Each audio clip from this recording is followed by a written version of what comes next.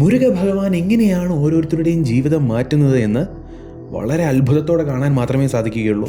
നമ്മൾക്ക് ഒരിക്കലും പറയാൻ സാധിക്കില്ല ഇങ്ങനെയായിരിക്കും ഭഗവാൻ പ്രവർത്തിക്കുന്നത് എന്ന്. കാരണം ഭഗവാന്റെ ഓരോ തിരുവിളയാടലുകളും അത്രയും മനോഹരമാണ്. ഇപ്പോൾ ഉദാഹരണത്തിനായിട്ട് ഒരു കഥ നോക്കുകയാണെങ്കിൽ, തമിഴ്നാട്ടിലെ ഒരു വലിയ മുരുകഭക്തനുണ്ടായിരുന്നു, TM ഖാദർ ഭാഷ. അദ്ദേഹം മുസ്ലിമായിരുന്നു. അതിനേക്കാളുപരി അദ്ദേഹം ഒരു സ്വാതന്ത്ര്യ സമര പോരാളിയായിരുന്നു. അദ്ദേഹം ഒരുപാട് സംഗീതത്തിലൂടെ ഒരുപാട് ആളുകളെ ഈ സ്വാതന്ത്ര്യ സമരം എന്നുള്ള ആ വഴിയിലേക്ക് കൊണ്ടെത്തിക്കാൻ അദ്ദേഹത്തിന് സാധിച്ചു. അതുകൊണ്ട് തന്നെ ബ്രിട്ടീഷുകാർക്ക് ഇദ്ദേഹത്തിൻ്റെ മേലൊരു കണ്ണുണ്ടായിരുന്നു. കാരണം ഇദ്ദേഹത്തിൻ്റെ സംഗീതത്തിലൂടെ ഇത്രയും അധികം ആളുകളെ ഇദ്ദേഹം ദേശഭക്തി, ദേശസ്നേഹം ഇവയിലേക്ക് കൊണ്ടുവന്നു.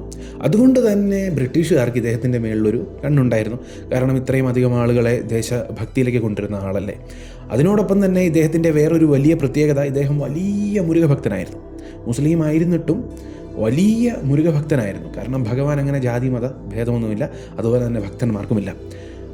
പക്ഷേ ഇദ്ദേഹത്തിന് ഏറ്റവും വലിയ പ്രശ്നം, ഇദ്ദേഹം ഇങ്ങനെ സംഗീതത്തിലൂടെ ഒരുപാട് പേരെ സ്വാതന്ത്ര്യ സമരം എന്ന അത്ഭുതത്തിലേക്ക് കൊണ്ടുവരുന്നത് കൊണ്ട് തന്നെ ഇദ്ദേഹത്തെ കൊടുക്കാനായിട്ട് അതായത് ബ്രിട്ടീഷുകാർ ഒരു തന്ത്രം മെനഞ്ഞ് ഇദ്ദേഹത്തെ ഒരു കള്ളക്കേസിൽ, അതായത് ഒരു കൊലക്കേസിൽ ഇദ്ദേഹത്തെ പെടുത്തുകയും അങ്ങനെ ഇദ്ദേഹത്തിന് തൂക്ക് ശിക്ഷ വരെ കൊടുക്കാൻ ഉള്ളൊരു വിധിയായിരുന്നു.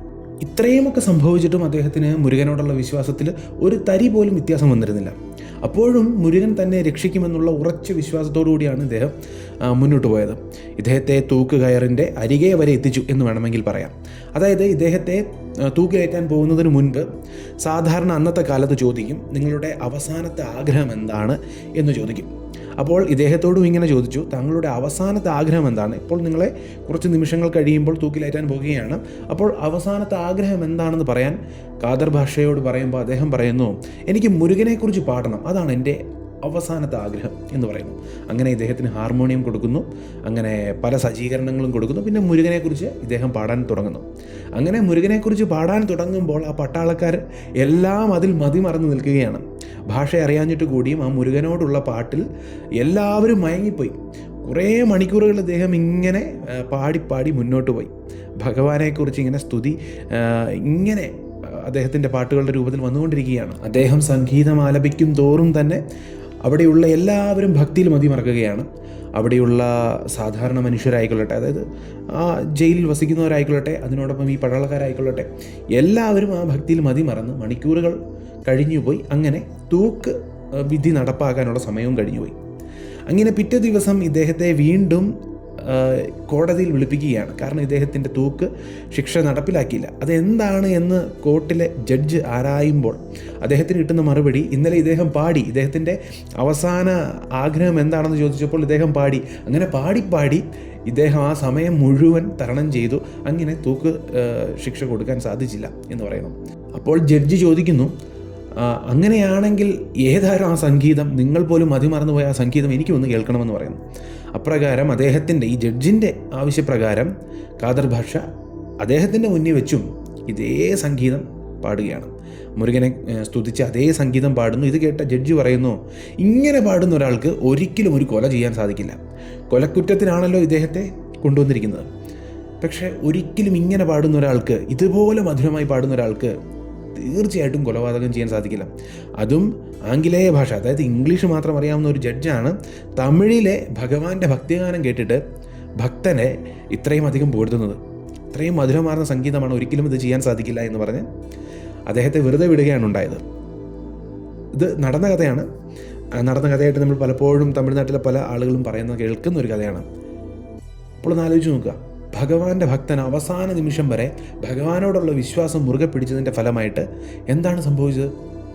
അത്ഭുതകരമായി ഇന്നേ വരെ ഒരിടത്തും കേട്ടുകേഴ്വില്ലാത്ത രീതിയിൽ മധുരമായി പാടുന്നു.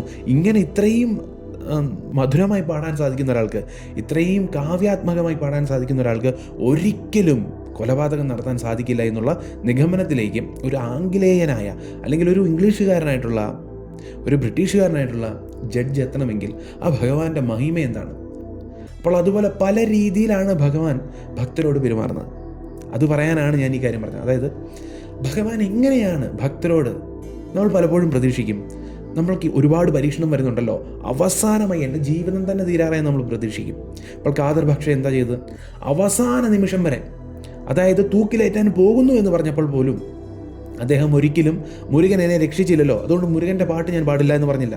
അല്ലെങ്കിൽ മുരുകനെ ഞാൻ മറന്നു, എനിക്കിനി മുരുകനെ വേണ്ട എന്ന് പറഞ്ഞ് അദ്ദേഹം നിരാശയോടെ ആ തൂക്കുകാരൻ്റെ മുന്നിൽ പോയില്ല. അപ്പോഴും അദ്ദേഹം വിശ്വസിച്ചു എന്നെ മുരുകൻ രക്ഷിക്കുമെന്ന്. അവസാന നിമിഷം വരെ മുരുകനെ വിശ്വസിച്ചതുകൊണ്ട് അദ്ദേഹത്തെ അത്ഭുതകരമായി ഭഗവാൻ രക്ഷിച്ചു എന്നുള്ളൊരു കഥ നമ്മൾ കേൾക്കാറുണ്ട്, പലരും പറഞ്ഞു കേൾക്കാറുണ്ട്. അപ്പോൾ ഇതിൽ നിന്ന് മനസ്സിലാക്കേണ്ട കഥ എന്താണ്?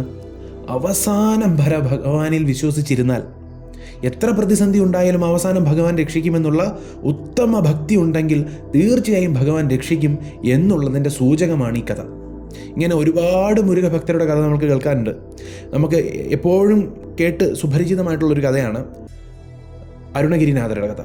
അതായത് ഗോപുരത്തിൻ്റെ മണ്ടയിൽ നിന്ന് താഴേക്ക് കുതിച്ച് സ്വന്തം ശരീരത്യാഗം ചെയ്യാൻ ശ്രമിച്ച ആ ഒരു അരുണഗിരിനാഥർ എങ്ങനെയാണ് ഇന്ന് ഇത്രയും പുകഴ്പെറ്റ മുരുക സിദ്ധനായി മാറിയത് എന്ന് നമ്മൾ കേട്ടതാണ്.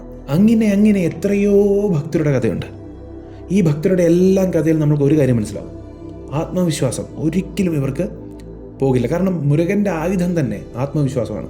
മുരുക ഭക്തരുടെ ആയുധം തന്നെ ആത്മവിശ്വാസമാണ്, ഒരിക്കലും തളരില്ല. ആ ആത്മവിശ്വാസം ഉണ്ടായിരിക്കണം. ജീവിതം കൈവിട്ട് പോകുവാണ് എന്ന് നമുക്ക് തോന്നിയാൽ പോലും ഭഗവാനിൽ വിശ്വസിക്കണമെന്നാണ് ഭഗവാൻ ഈ ഭക്തന്മാരിലൂടെ നമുക്ക് കാട്ടിത്തരുന്നത്. നമ്മൾ പ്രതീക്ഷിക്കും എല്ലാ പ്രതീക്ഷയും പോയി, നമ്മൾ വിശ്വസിക്കുന്നു എല്ലാം നഷ്ടപ്പെട്ടു എന്ന്.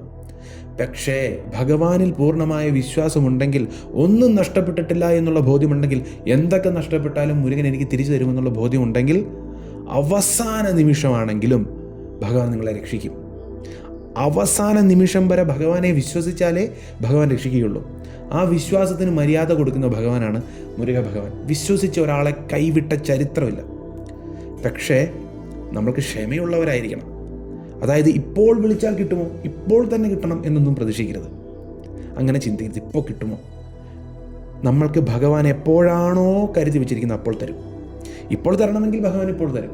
ഇനി അങ്ങനല്ല, നമ്മളെ എല്ലാ തരത്തിലും മുന്നോട്ട് കൊണ്ടുപോയി പരീക്ഷണങ്ങളിലൂടെ കടത്തി അവസാന നിമിഷമാണെങ്കിലും ഭഗവാൻ തരും. വിശ്വസിച്ച ആളെ ഒരിക്കലും മുരുക ഭഗവാൻ കൈവിടില്ലെന്ന് മാത്രമല്ല, വിശ്വസിച്ച ആളെ പൂർണ്ണമായും രക്ഷിച്ച് അയാൾക്ക് വേണ്ടതെല്ലാം കൊടുത്ത് ജീവിതത്തിൻ്റെ ഏറ്റവും പരമോന്നതമായ അവസ്ഥയിൽ എത്തിക്കുമെന്നുള്ളതും ഈ മഹാഭക്തന്മാരുടെ കഥ. ഇപ്പോൾ അരുണഗിരിനാഥരുടെ കഥ ആയിക്കൊള്ളട്ടെ, പാമ്പൻ സ്വാമിയുടെ കഥ ആയിക്കൊള്ളട്ടെ. പാമ്പൻ സ്വാമിയുടെ കാലയിലും ഇതുപോലെ കുതിരവണ്ടി കയറിപ്പോയതാണ്. കാലൊടിഞ്ഞു, ഹോസ്പിറ്റലിൽ കിടക്കുകയാണ്. അവസാന നിമിഷം വരെ എൻ്റെ കാല് ഭഗവാൻ രക്ഷിക്കും, അല്ലെങ്കിൽ ഭഗവാൻ സഹായിക്കും, അല്ലെങ്കിൽ ഭഗവാൻ ഇത് ശരിയാക്കും, ഗുണപ്പെടുത്തുമെന്നുള്ള ആ വിശ്വാസത്തിൽ പാമ്പൻ സ്വാമി കഴിഞ്ഞുകൂടിയപ്പോൾ എന്താ സംഭവിച്ചത്?